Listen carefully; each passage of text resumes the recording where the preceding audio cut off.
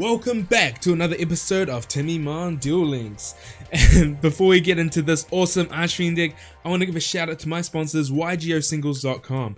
If you play the TCG, make sure you check them out. They've got awesome prices, and supposedly the ban list is coming out soon, so get all your cheap deals you can at YGOsingles.com. Use the discount code Timmymon to get an additional 5% off. Yeah, okay, let's just get straight into this deck. I have a lot to talk about it. And before I talk about any of the analysis, I want to show you my awesome deck list. So in this deck list, I play 3 ARCHFIEND Emperors, 2 Lilas, Spear Karibo, 3 ARCHFIEND Empress, 3 Cavalries, 3 Call of the ARCHFIENDs, 3 ARCHFIEND Roars, and 2 Needlebug Nests. How this deck works is you want to restart for your Lila or your Needlebug Nest to help you start milling your deck. And ideally, you have one or more of these traps in your hand. The Call of the ARCHFIEND works with any of these cards except for Lila to discard to summon another card, another ARCHFIEND. Whereas the ARCHFIEND's Roar, yeah, it's the same thing, but the monster dies at the end phase, end of the turn. Yeah, so the ideal mill is to mill an Empress ARCHFIEND with some of these other ARCHFIENDs, because these ARCHFIENDs, when they die, they can bring back the ARCHFIEND Emperor. So a lot of the combos you'll see is to have an ARCHFIEND Cavalry, have that summon either an Empress, have that maybe summon an Empress, and when the Empress dies, have that summon a ARCHFIEND Emperor. And yeah, so pretty much any of these cards are good mills because they're all ARCHFIEND cards, so you can banish any other card except for the Lilas, the Spear Karibo, and the Needlebug Nest to activate the ARCHFIEND Emperor's effect. Yeah, the problem with this deck would be if you don't get access to your Emperor. So if you have, if you don't open with it, or you have a bad mill, and you don't see it for a long time, then you have to play ARCHFIEND Empress Control, where you just sit on your Empress until you're able to draw into it. Yeah, so some strengths of this deck is really good against the Sylvan deck, and it's also pretty good against the SSA Whale deck. If you can get this going before they can summon Whale, then you're clear to win. Even if they do set up Whale, and if you're able to summon multiple ARCHFIENDs, then they'll run out of Whale negates, or you can actually just target their back rows and they have to banish. Yeah, so in my opinion, this deck has a pretty decent SSA matchup. Not only that, this deck's pretty much auto win against any trap decks. You're able to just use the Emperor to pop all of the back rows and then attack, and then they come back again. And yeah, the trap decks can only use one trap at a time, but they're gonna run out of traps because these are the Call of the ARCHFIEND is you can use the infinite, and then ARCHFIEND Roar, they have to get through more than one monster.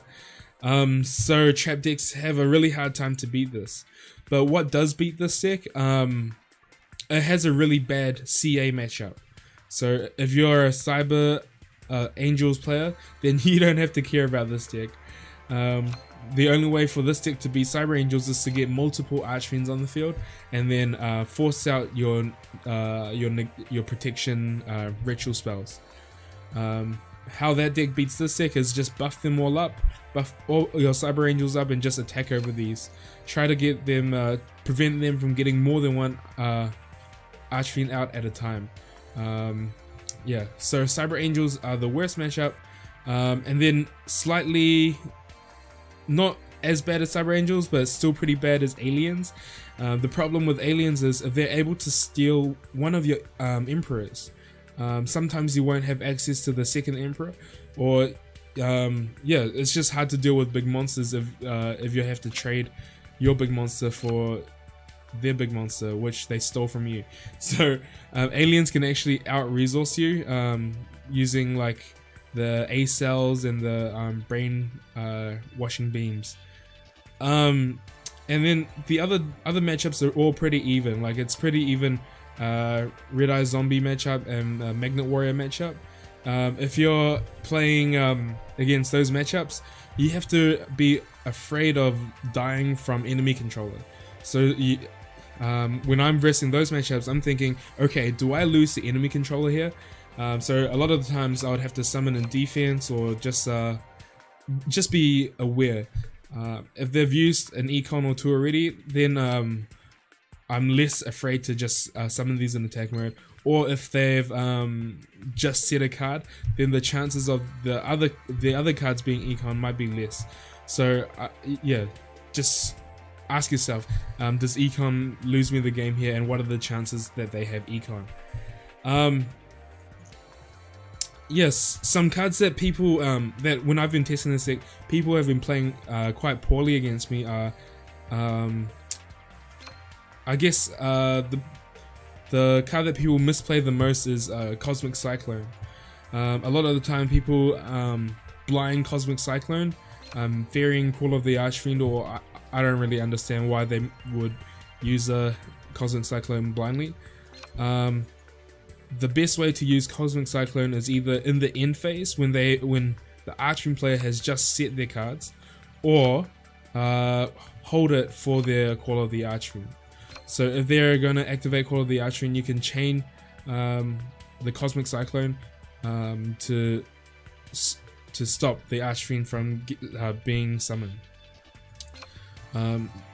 Cosmic Cyclones doesn't stop Archfiend Roar, but if you've seen the Archfiend player get rid of their Needlebug Nest or whatever, some people play Fiendish Grieving. If you've seen those gone already, they have a higher chance to be setting these Archfiend cards. So I would be more inclined to set that for an end phase Cyclone. I guess I feel like I give the best information when we get into the replays and I can talk about it, or into a live game. So I'm gonna go straight into the replays now and talk about the different games that I played. This is the first replay. Let's see what we're up against. Nesuno. I can't really remember the replays anymore. We're up against Yugi Moto. And the reason I'm playing Archfiend right now is like, it's got good Sylvan matchup, and you know, Sylvan's pretty free to play. And I feel like a lot of people are gonna play Sylvans. Yeah, we got no play with this hand, so we're restarting, hopefully getting a Needlebug Nest. We got a Needlebug Nest. Excuse me. Here we have double Cavalry, so we're just gonna banish one, see what deck our opponent is playing. Our opponent's playing Sylvans. So yeah, our opponent actually has a pretty good hand, and a very, I guess, pretty typical mill. And notice how their half of their cards don't even work against us. Half of the destruction cards. Pause. So only Mushroom really hurts our deck. So okay, yeah. What do you call it? What's this guy's name? Yeah, the Martial Leaf doesn't do anything against us because our monsters are from the graveyard. Even if they kill our monsters, they're gonna come back anyway. So because they can't do anything, we're able to just summon a huge monster, banish the trap. It's the most useless card. We hit the Merchant, and we're able to just go in for exactly game. So actually this happens quite regularly. Usually you just pop a monster, and the monster's like a mushroom, and you just win straight away. Our opponent kind of outplayed us by setting the Rose Lover instead, but you know, it doesn't really matter. The biggest monster he could bring out still can't kill a 3000 attack monster. Okay, let's have a look at this Aster Phoenix. So heroes are becoming more and more popular, so yeah, if they're playing Aster Phoenix, they're pretty likely going to be playing a hero variant. And we're going second. Actually, I prefer to go second just because you get to see an extra card and you get to start popping off. We're going to keep this hand. This hand's pretty decent. We're just missing a trap to make it a god hand. And our opponent opens up with a Slash Dragon first turn. Unfortunately for us, Slash Dragon yeah, we can just clear his board. I feel like he committed too many resources. Here I decide to take it because there's nothing I can do against it. And we remember here. Ooh, okay, so remember here we have 15. So out of 15 cards, 6 of our cards are good top decks, and another 3 are pretty decent top decks. So if we drew any of, if we drew the Archfiend Cavalry, we can summon it and take over it. If we drew any of the trap cards, we're in a good position. So people might say, oh, you got lucky, you drew the trap card. We had so many good top decks there. And here our opponent uses Gyoku. Here's an advanced play. You can't respond using the card that it targeted, but you can chain other cards. So Gyoku doesn't really do much against our deck. We're able to chain our Call of the Archfiend. Not going to use the effect, just chain to flip it face up, so we can chain the Needlebug Nest. What I'm trying to hit here is another either an Empress or a Cavalry, which 5 cards is it really likely, so we're able to hit 1, not bad. And now we summon it in the battle phase, and we summon it in defense. Why did he attack? Maybe he attacked because he thought if he attacked it would pop the trap. But yep, I learned the hard way as well. This only pops spells. Here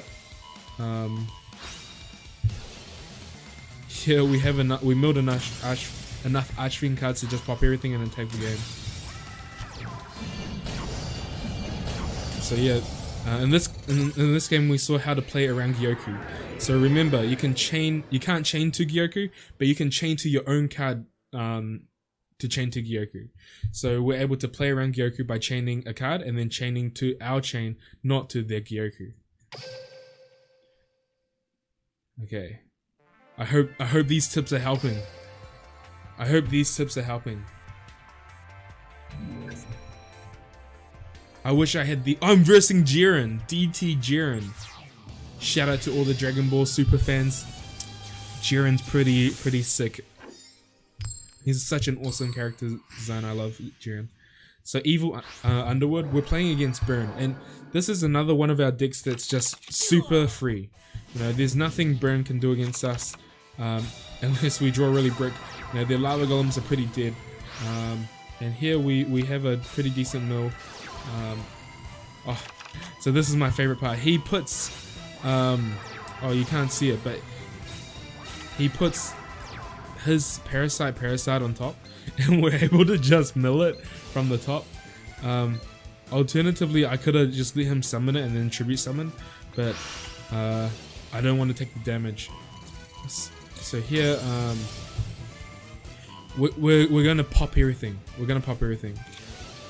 So Lila gets to pop 1, Archfiend Emperor gets to pop 1, and then we're gonna pop another one without a second Archfiend Emperor. I go for the double tribute. Okay, the reason I go for the double tribute is we have 8 cards. So something that you have to watch out for is Lila milling yourself out. It's never happened to me, but you know, if you don't think about it, it could easily happen. And you know, we're gonna win anyway. So he's top decking 1 card at a time, and this 1 card has to deal with a 3000 attack monster, or else he loses to his own field spell. But yeah, there's nothing he can do. So if you're playing this deck, you're playing against Cancer, you don't even have to worry. If they're playing Mill, you don't even have to use your Needlebug Nest. You know, you can just set it as a trap, or I don't know, as a bluff or something else. Yeah. If you're playing Stall, then you have all the time in the world to summon your monsters, and you can, your whole deck, you play 6 tribute monsters. So yeah, you're not worried about Cancer at all. So that's another plus. If you hate Cancer, maybe try this deck out. I guess one of the cons for this deck is how many ultra rares you need. I guess the key card is the Archfiend Emperor, and you need to have 3 of it, so you have to buy the set 3 times or get lucky with your resets. Our opponent's playing Balance, so it could literally be anything. And it's the new Fairy deck. And so if you've ever played against Fairy decks, oh, that is not supposed to be 3000. If you've ever played against Fairy decks, then you know that their traps only counter your traps, your effects. So if you don't use any effects, then you're usually at a good position. So most of the times, I try to avoid using effects altogether against these decks and just try to attack. You know, here, even if he Wall of Deed me, I'm fine because I have an ARCHFIEND Raw. So there's, you know, sometimes there's just no need to use your effects. 3000 attack monsters are huge enough, and if you use your effects, it gives them a chance to use Ultimate Providence and Divine Right. So these are things that we have to think about trying to play around. This deck is not very autopilot. Like, the good hands are autopilot, but the bad hands, you have to play for your chances. So just the same as every other deck. Yeah. Are we playing the mirror match? Bonds versus Bonds? Probably not. Yeah, ARCHFIEND's our flavor of the month at the moment. We drew Brick, but that's why Restart's so handy, and Restart's probably the strongest skill right now. I think it's better than Balance. Our opponent, what is our opponent playing? So yeah, even this sort of hand, okay, our opponent misplayed, so this is why I saved this replay. I wanted to show you this misplay. You know, even this hand is good enough to win, because, yeah, all we need is one Fiend and a call of the ARCHFIEND, and then for every single top deck, we're probably just gonna draw Fiends. Here our opponent makes a huge mistake. There's no point in blind cycloning. If he had held that and then used it when I activated Call of the ARCHFIEND, then this monster wouldn't come out.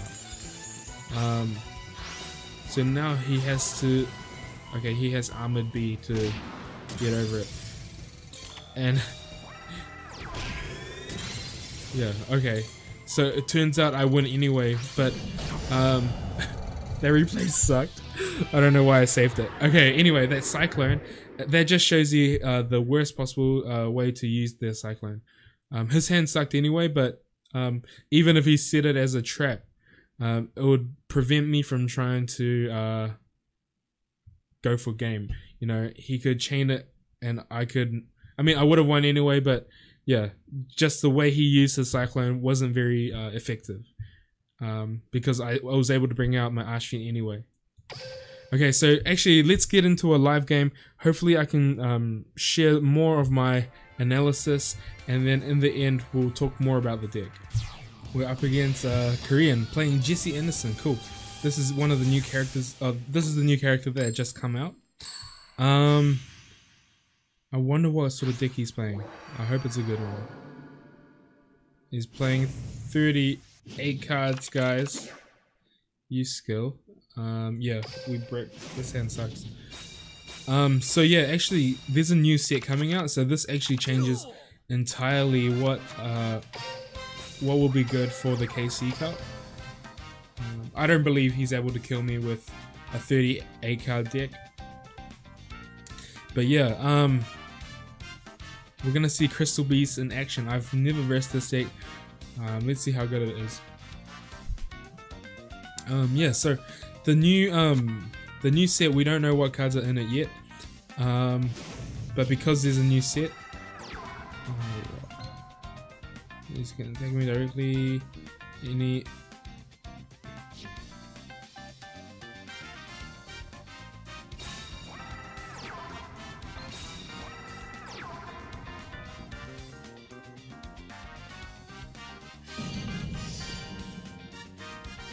take it. At his end phase, we're gonna use Needlebug Nest and hope. Fingers crossed. We don't mill any traps. We milled 2 traps. That's not good. Oh, we drew 1. That's really good.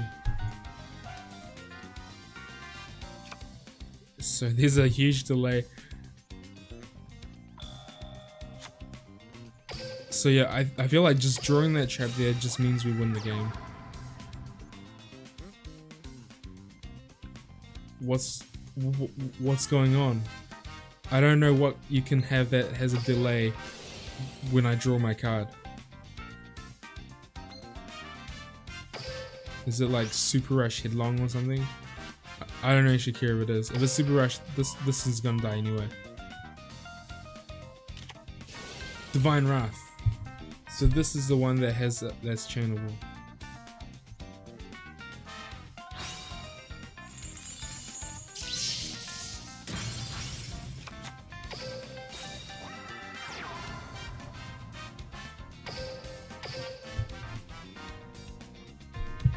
Okay. I have no idea what's in his deck. There's still 33 cards left, so it's still 2 more cards than legal. Yeah, so hopefully if there's nothing too meta changing, then this deck will still be quite a popular, quite a good pick for the KC Cup. Use the effect now. So I don't think he actually used the effect to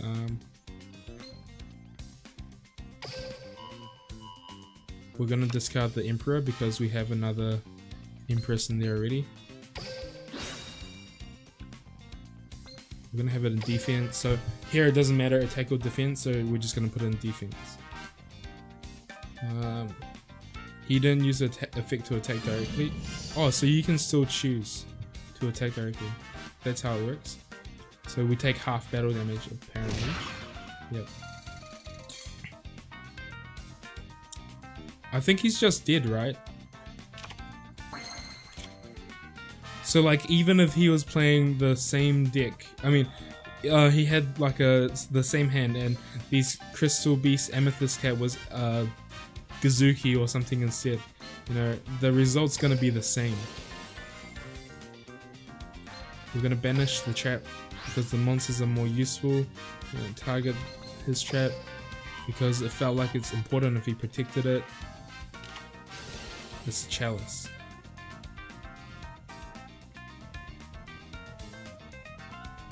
Chalice, guys. He's chalicing me.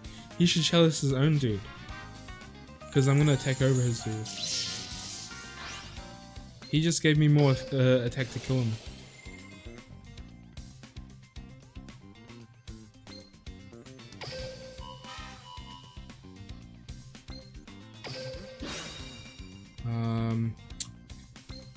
Gonna bring in attack mode. So we're actually going to keep the Call of the Archfiend in the hand, so we can bluff that it's a monster. No, I want to use the effect first. We're going to banish one of these Empresses, kill the monster, and then this is game unless Karibo.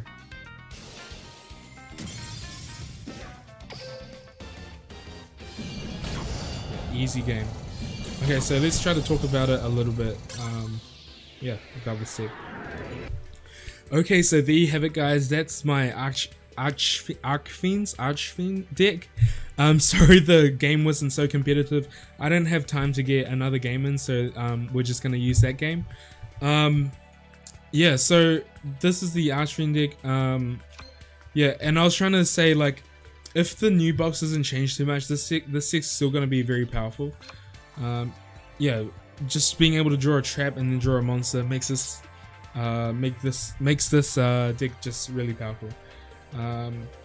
Yeah, so restarting into the traps is quite important, and hopefully you can combo that with one of these 2 mill cards. Yeah, I guess yeah, this deck's quite pay to win intensive. You have to buy 2 boxes. If you only have 1 Lila but you have 3 Emperors for some reason, you could just easily change that out for another Needlebug Nest. The problem with Needlebug Nest is I don't like to draw more than 1 ever, so I would even considering just taking 1 out and not playing the 3rd Needlebug Nest. Maybe play an advanced draw, maybe, or another Karibo or something. Some other builds that I've seen of ARCHFIENDs play Life Point Alpha. I don't have that on this, but Life Point Alpha gives you 5,000 attack, 5,000 life points, and they use a card like called Card of the Soul, because it searches a monster that has equal attack and defense that equals your life points. And 3,000 plus 2,000 equal 5,000. So you can use Card of the Souls for ARCHFIEND Emperor if you're using Life Point Alpha. You can also use it on Empress if you're using Life Point Alpha. So if you're playing that build, You don't even need Lila. You can just play something like this, and I don't know, cut something out to yeah, something like that would be acceptable. And what's cool about this is you don't really need restart either, because you have 1, 2, 3, 4, 5, 6 Archery Emperors that you can start with. And in this build, I'll definitely play it in advanced draw. I don't know what I'll take out. Maybe the Karibo, maybe trim some of the traps, even the Needlebug Nest, maybe drop that down to 1, because you have such a good chance to open the ARCHFIEND. Personally, I prefer playing the restart build because I just feel like it's stronger.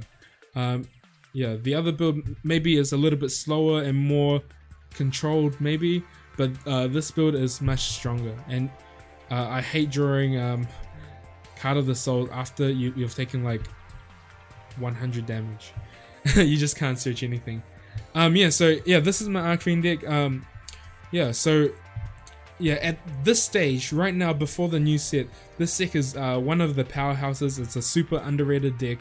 Not many people are playing ARCHFIEND at the moment because they don't have the best build. And this deck is a deck that I thought would be tier 1 if you could build it properly. And this is quite a good way to build it. Still don't know if this is the best. Maybe Life Point Alpha will end up becoming better. But from my testing, this is the best so far. So yeah, it's got good, again, it's got a good plant matchup, decent, pretty good SSA matchup.